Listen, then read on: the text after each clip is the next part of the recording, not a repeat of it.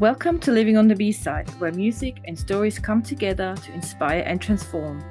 I'm your host Birgit, and in every episode we explore the universal language of music, how it shapes our lives, connects us, and tells the stories that define us. Through heartfelt conversations and powerful melodies, we uncover the magic that makes music so much more than just sound.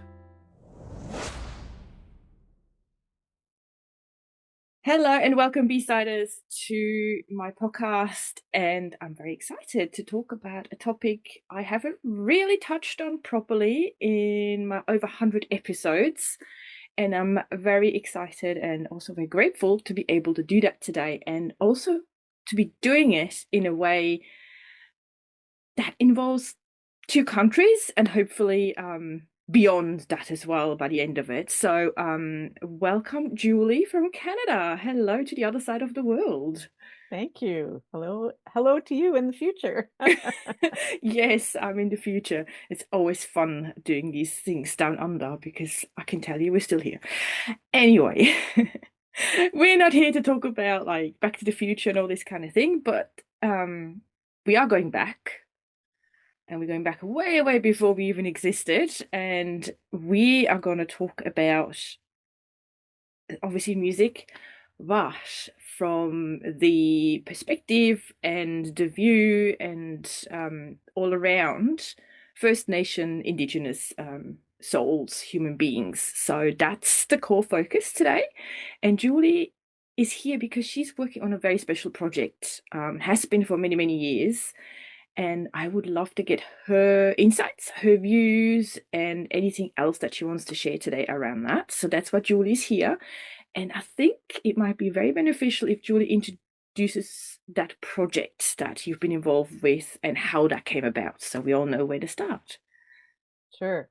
First of all, congratulations on over 100 episodes. That's monumental. That's a lot. So congratulations.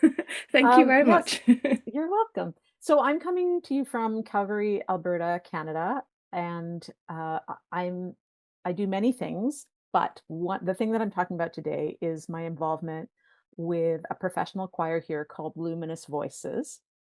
And I'm lucky enough to have been singing with Luminous Voices since the choir was founded 12 or 13 years ago.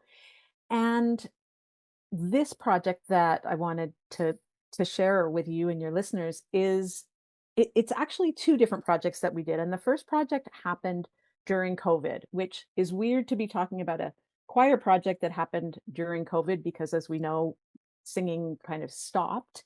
But one place we were allowed to sing was outside. And a lady named Samantha Whalen Kotkas had a brilliant idea to create an outdoor musical play or musical story where the audience followed the story over a big piece of land. And this story was a story about the earth, and it involved both Indigenous or First Nations performers and creators, as well as non-Indigenous creators. And Luminous Voices was lucky enough to be invited to be the choir. Sam had this project. She had all of these creators come together to write music for the story. She envisioned the story. And then we told the story on the land with our singing. We had a ballet dancer. We had puppeteers. There were all sorts of different components that came together for this show called Wandering with Wonder. And that was our first experience as Luminous Voices with engaging and collaborating and creating with Indigenous composers and performers. And after that, our artistic director, Timothy Shantz, continued this project. So continued inviting composers to come and work with us, to share their music with us. We commissioned works from them, and this is something that we still do almost every season now. So it's quite magical because instead of doing things in the kind of colonial white people way, we learn from our collaborators, and we really take the approach from an Indigenous or First Nations approach, which means that we're really looking at it more holistically. We're taking more time. We begin each work by like each working session by coming together in a big circle and going around through everybody in the circle talking about who our people are, where we come from on the planet, how we got to Canada, and where we live now. And then that really allows us to really have a good sense of all the people that were collaborating in the project. And then we go on to learn about the music or to learn the music. Often we learn the music by rote instead of learning it just by reading it off of the page, as we would typically do with any other Western, like more colonial music that we do. So there are many different aspects and learnings that have come from the project. But what it really has meant is that over the last 3 or 4 years, we've been singing in Indigenous languages, mostly in Cree, but in other languages as well. And we've been learning these different ways of creating and collaborating and really coming together. Uh, Here in Canada, we had something called the Truth and Reconciliation Commission. And out of that came a bunch of recommendations of how we could move towards reconciliation. And one of those was that Indigenous and non-Indigenous artists create and collaborate together. And so I feel really excited that we're able to be fulfilling that call to action and learning and making really incredible music together. Wow. That's amazing. And especially coming out of COVID, that's sort of so yeah, I wouldn't say unusual, but it's incredible that that came out of basically not being able to come together in essence. We weren't allowed to, but then it did happen. I mean, that's just I find that perfect timing in a way. So Yeah, we were so lucky to be able to still sing yeah. outside. And so all of this initially happened outside. I also didn't, I forgot to mention as part of this project, we put a bunch of this music onto recording, which then Mhm. ended up getting nominated for a Juno in Canada, which is kind of like the Canadian Grammys. So yeah, so our Wow. recording, which is called Ispichiwin, features a number of different collaborations, some with um, all with Canadian composers, some of them Indigenous, some of them non-Indigenous.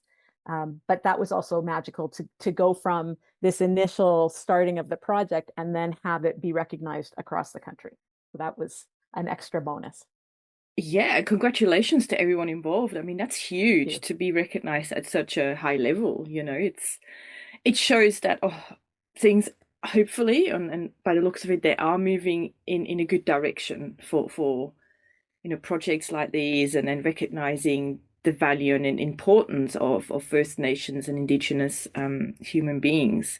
So and that's one thing I kind of love because growing up in Switzerland, I don't believe that we've had Indigenous or First Nation people, like obviously in Australia or in Canada. I'm always here to be corrected if that's not the case, but what we obviously been taught in school, there was nothing like that. So moving over here to Australia, it was a bit like, oh, okay, so the people actually lived here so many thousands of years ago without us here. So it was and is an interesting conversation and a topic to learn about, and then obviously throw in the music, which I have now learned over the 100 episodes and beyond that music is such a red line through humans' history and development, and also how the little bit that I do know, and I really know only about that much,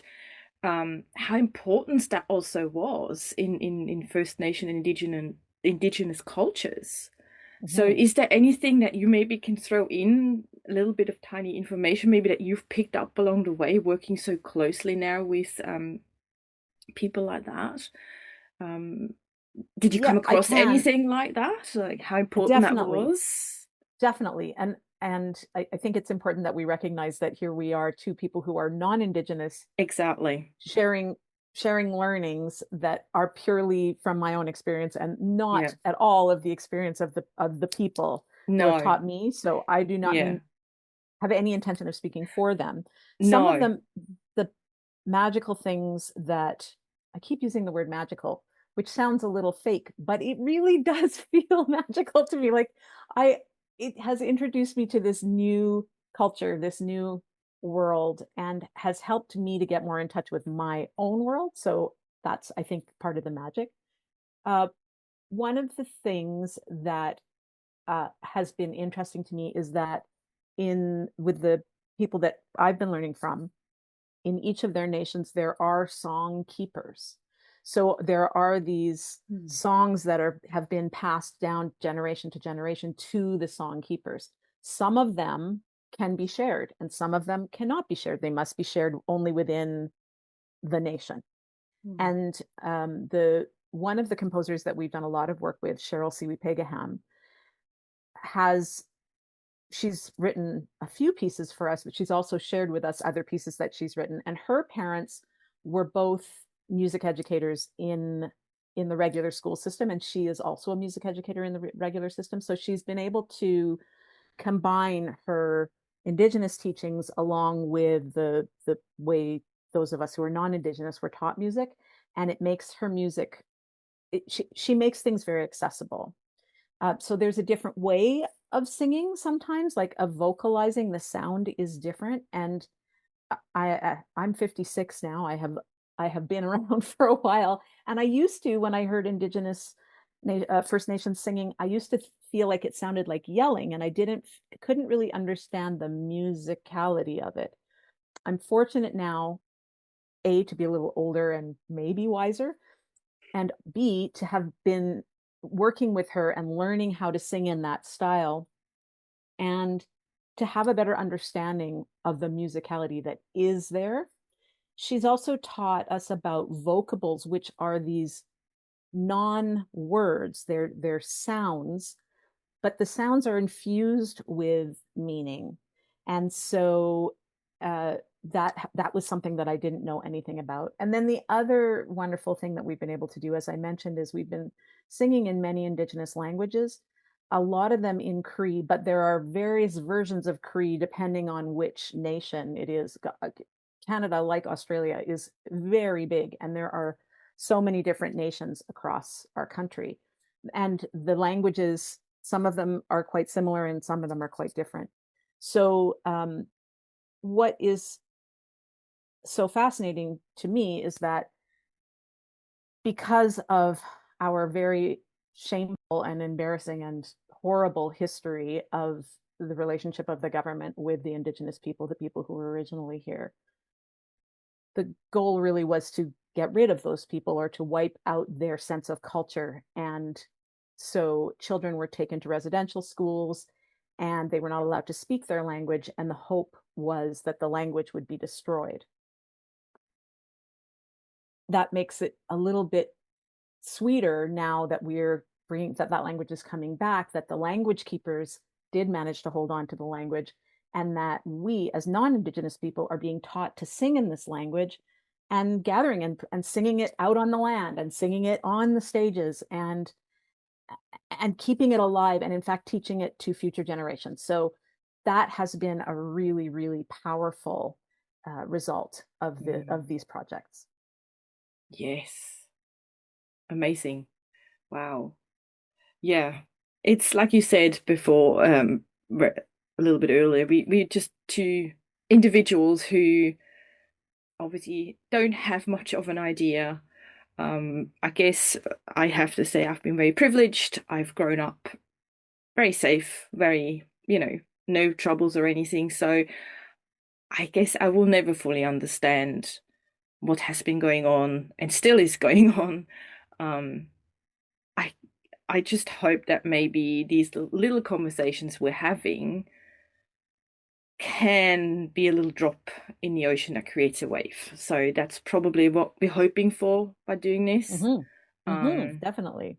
there is no, as I said, I am not very knowledgeable about anything. I'm just curious.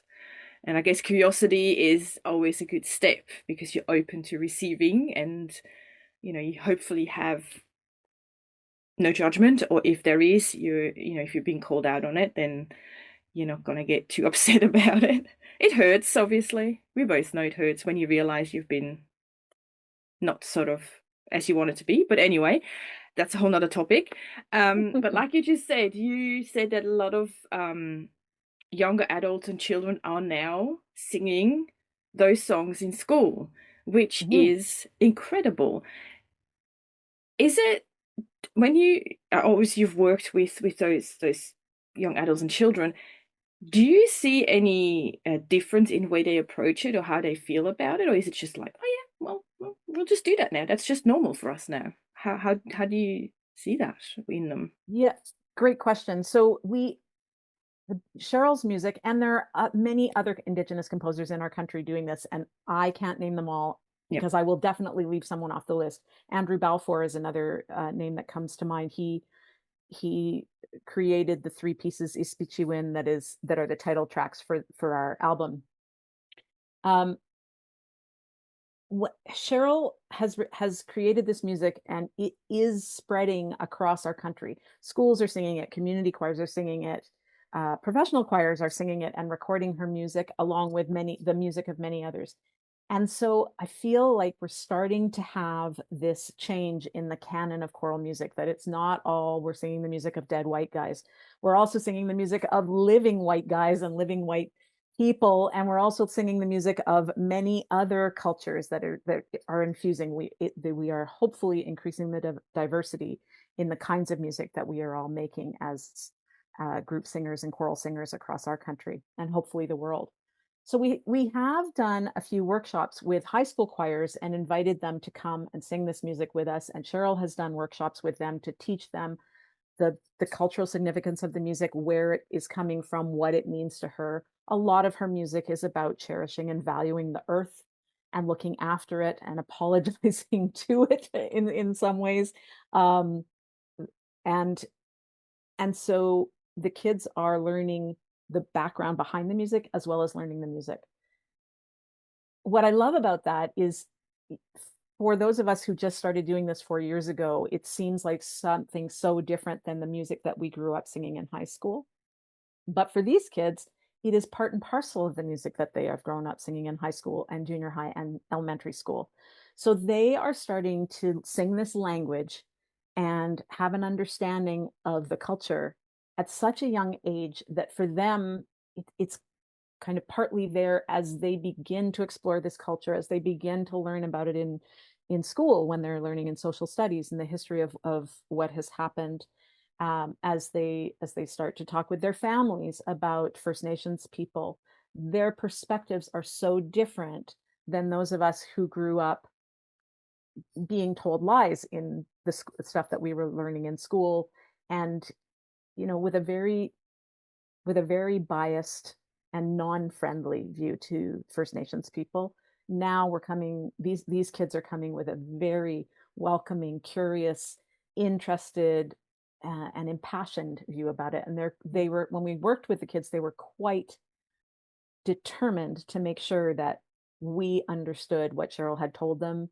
And and I think it's kind of becoming part of who they are, which can only serve us as we all move forward to be more open and curious and accepting of the cultures that are all around us. So it's a great change. It's a great tiny step forward in the very long distance that we have to make things right.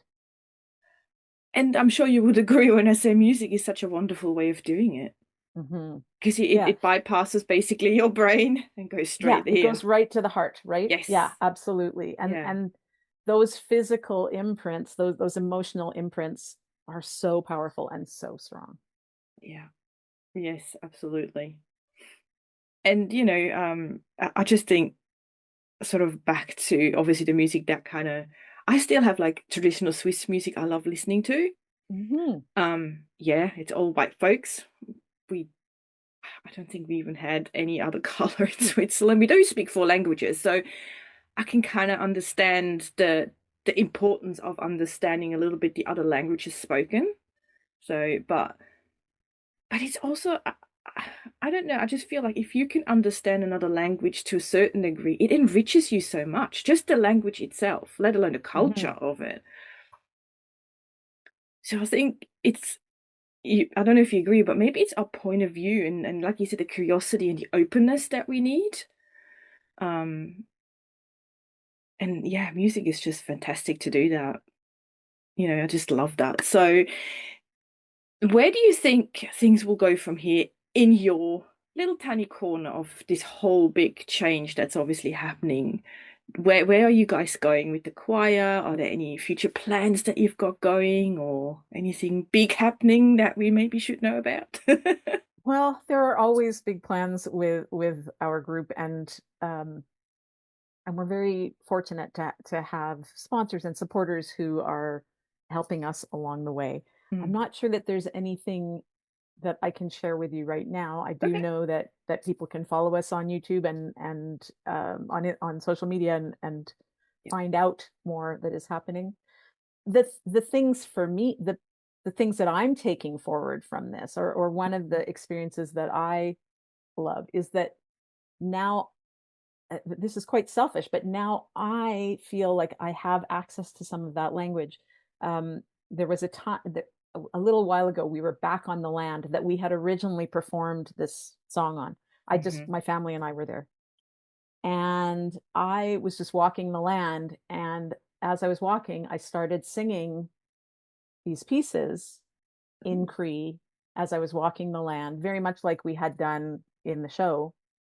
And I just started to imagine, as I often do when I'm singing historical choral music, I feel like the music takes me back to the time where the music was originally created. And so, even though this particular piece that I was singing, Cheryl did just write it in the last 4 years, the language that I was singing it in and the style of the singing is from many, from so long ago that I don't even know when it's from.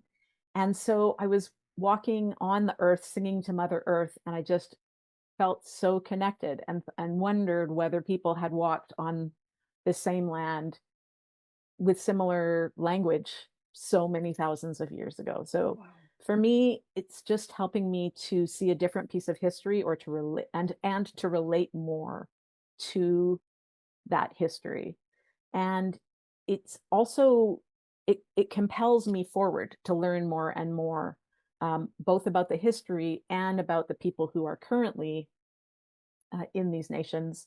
I do now have friends who are part of these different nations, and I push myself to learn more because I feel like one of the ways that we can continue to make reconciliation, well, begin to make reconciliation and begin to understand the truth is by asking questions and learning more and finding out more about the history and just being involved in the public things that there are so that I can have a better understanding. Our understanding is so limited, and I think every time I can put myself in a new way of knowing, I do my best to take advantage of that. Mm, mm. Yeah. Yes, very good food for thought already. My brain in the back is already going through questions that I might want to take away after this conversations myself. Because obviously I'm a guest in this country. I'm not originally from here. I never was. So, interesting. Thank you for triggering all that already. Now, you mentioned a song when in my preparation questionnaire that you filled in that, and I do not even want to attempt to pronounce it because I know I will go horribly wrong at saying it, so I don't want to do that. But you talk about a specific song, and I'm not sure if that was part of the first walk you did on the land. It It was was. actually, yeah. Yes. So Can it you talk a little bit more about that song and why it kind of means so much to you? Sure. So it's called Ogawimaski, and that's my pronunciation of it. I hope Okay. I did it right. It is in Cree, Apologies if we and didn't. it is a song to Mother Earth. So I've kind of talked about it already. It is this Yes. song to Mother Earth. We love you, and we want to take care of you. We Mhm. need to take care of you. It's a bit of a it's a bit there in the song we sing hi hi, which means thank you, And so we're very grateful to everything that Mother Earth has provided us, and we need to do better, and we hope to do better as we go forward. So that's the song that I was singing on the land. Mm. And that's often a song that choirs across our country now are learning Mm. as well. So really meaningful. Very timely message too, isn't it? Definitely. We don't treat Definitely. Mother Earth very nicely. No, we do not. Not at all. So yes, yeah, definitely a song I will have to check out myself. Apologies, I haven't done it yet, but I Oh, will do it's after. on that recording, and it's also on the Wandering with Wonder recording. So Fantastic. both of Yeah. them, yeah, there's lots of different ways to hear the music and hear the stories. One thing I found with my tiny limited knowledge of being obviously living here in Australia, hearing about Aborigines and First Nations over here is the way they see the world, the way they connect with Earth and everything beyond. I find that, I don't know if the word fascinating is the right word, but I feel intrigued because it's kind of different to us. I don't know, white folks, whatever you want to It's say. very different. Yeah, Very different. And in a way, it's funny. I don't know if you have that feeling, and I'm not involved whatsoever, but sometimes when I hear about this, I kind of feel this inner nudge, this inner connection saying, they know so much more. They really know what's going on. We just don't. We're like flying blind. Is that kind of the feeling you get when you're sort of involved in this project? If you talk to your friends, is that kind of how you feel? Maybe similar as well, because you're closer than I am, so I would assume you get it a little bit better than I do. possibly, and also probably the nations that are in Australia are different than Canada. So I want to be aware and cautious that we are not sounding like we're grouping everybody together in one No, big chunk. Um, no. I do love their way of thinking, and being brought into their way of thinking a little bit, and as much as I can be, Mm, um, because it's very relationship based and connected to the earth, and time is a kind of a different construct. Um, and mm, so there is a bit of a challenge sometimes, because we are raised in a very fast moving pace in our culture, and mhm, much of the way we interact with these musicians is in a much slower, more methodical, going with the flow kind of thing, instead of come on, come on, come on, let's go. oh, There's yeah. so yes, there's a lot to learn. I feel like we all have a lot to learn, and it also just takes away a lot of the busyness. It kind of erases some of the busyness and extra layers that we've put on, and comes back to the original, well, to a slower way of being, and a more thoughtful and intentional way. That's my experience anyway.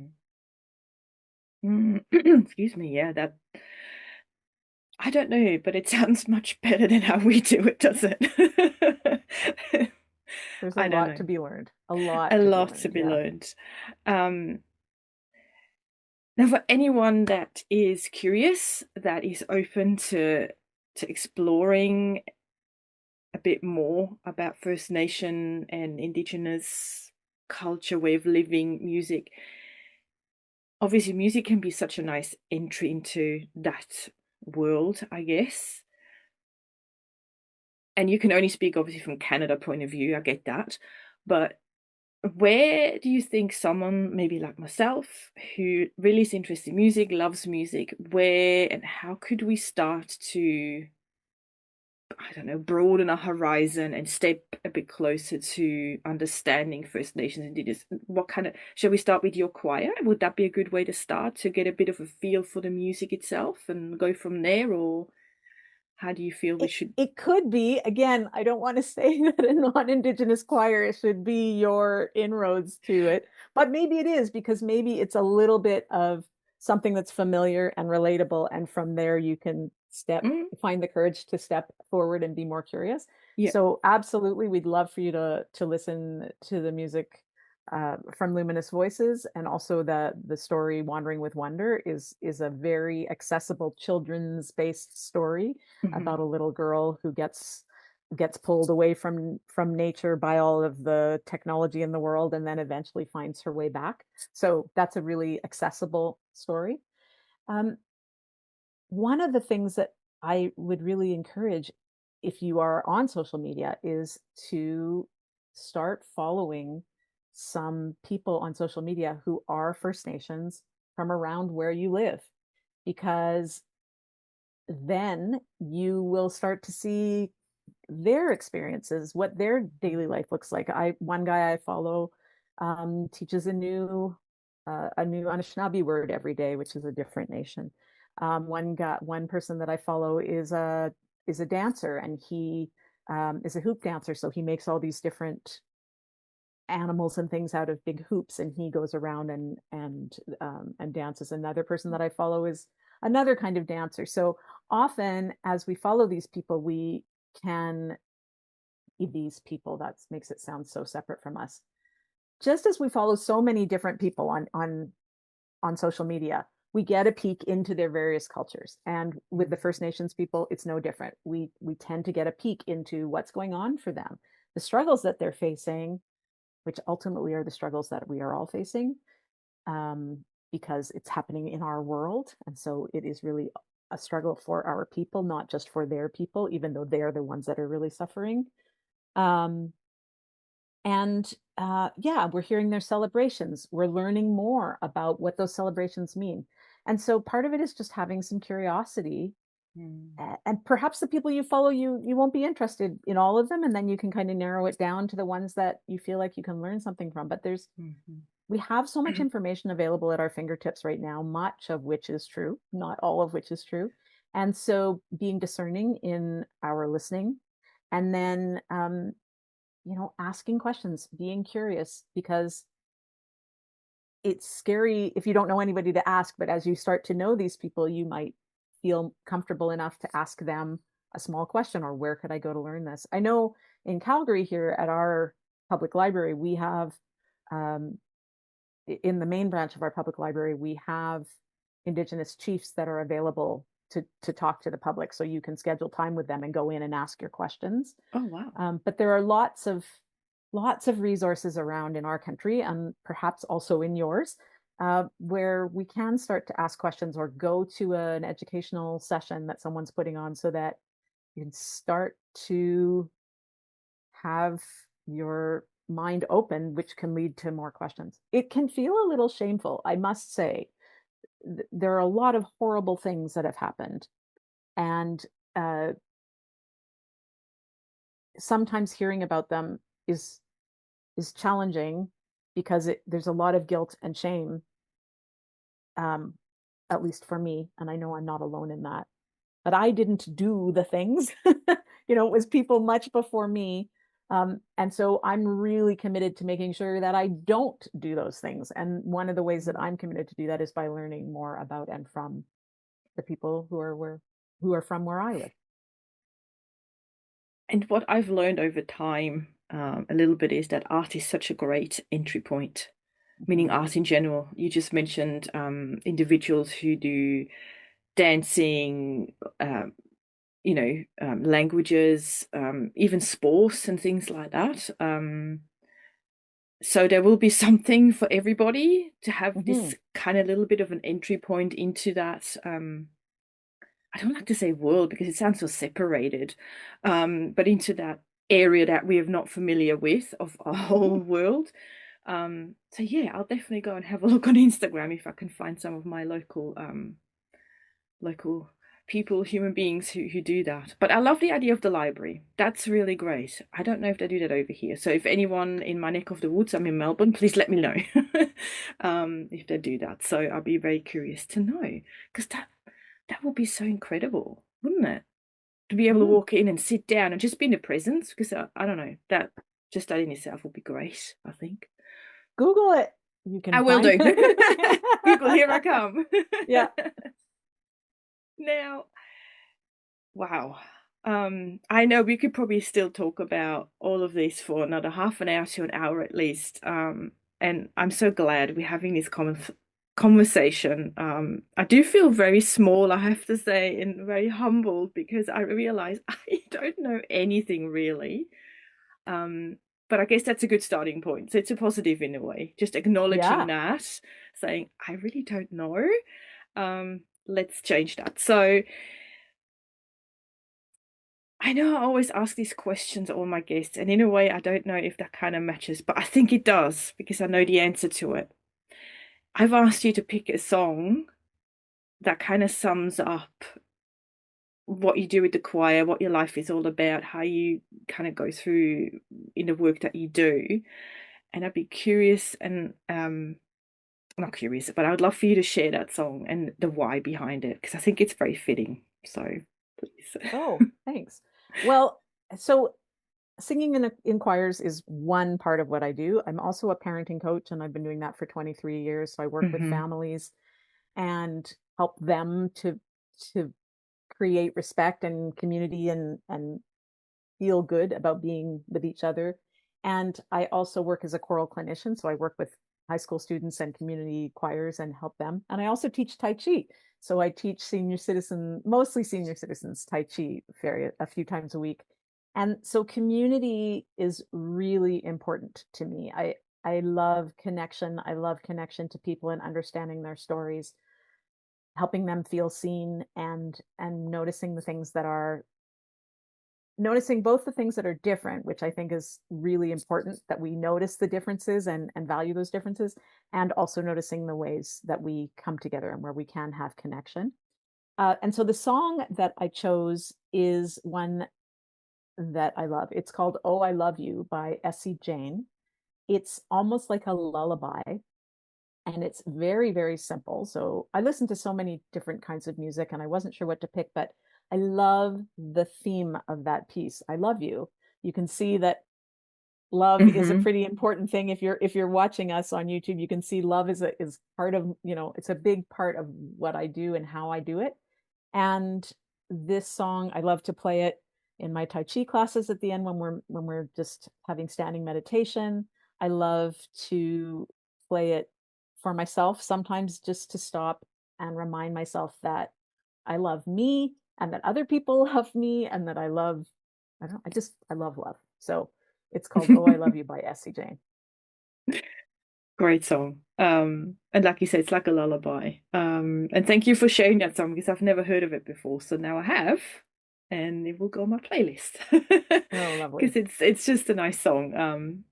Like you said, good reminder that that's kind of the feeling we should carry through life, not the other one. The other one's horrible. We don't want that one. But it's No, happening but too the only often. way to conquer the fear and the anger and the hatred is with love. And that's why it's so powerful and important. And it Hmm. comes again right back to the heart, right back to the thing that connects us all as one big being, right? So yeah, Hmm. love is pretty powerful. Yeah. Yeah. And I think this is a great way to close off our conversation because, like you said, love and the heart, we're all connected. If you believe in that kind of thing or not, but I do, so I'm going to say Oh, me it. too. I think we're all connected in some shape or form. So, and if we can have more love and more of those feelings, then yeah, things can change. So let's focus on that and spread that. So thank you for sharing that song. And thank you for being here today and just sharing your experience being in this and surrounded by First Nation and Indigenous human beings. Hopefully, we've done our drop into the ocean and inspire others to do the same. I hope so. Yes, me That'd be too. Thank you wonderful. for the opportunity. I really appreciate it. Thank you for sharing it. I'm so glad it happened. It's been a long time coming. And yes, if you're out there watching this, listening to it, and you have anything you want to share with us, any feedback or anything that you want to say, please do so. You can find us on social media. All the details will be there. Go in the show description. Other than that, thanks for being on this B-side journey with us today. And yes, I hope you're all staying well. I'm sending you so much music and love as always. Until next time, you all take care. Thank you. Bye for now. Bye Bye. bye.